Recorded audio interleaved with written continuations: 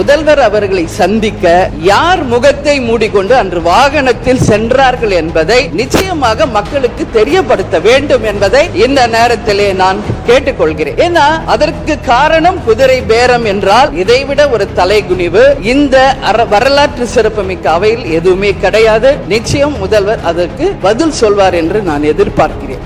குதிரை பேரத்தில் எமது அரசு ஈடுபடுகிறது என்று கருத்தை தெரிவித்த மாண்புமிகு உறுப்பினர் அவர்களுக்கு நான் ஒன்றை மட்டும் சொல்லிக் கொள்கிறேன். இந்த அரசு குதிரை வேகத்தில் செயல்படுகிற அரசே தவிர குதிரை பேரத்தில் ஈடுபடுகிற அரசு இல்லை என்பதை ஆணித்தரமாக தெரிவித்துக் கொள்கிறேன். நம் தமிழ்நாட்டின் முன்னேற்றத்திற்கு உழைத்த தலைவர்கள் வழிகாட்டிய கொள்கைகளிலிருந்து இம்மி அளவு விலகாமல் நிச்சயமாக இந்த ஆட்சி நடைபெறும்.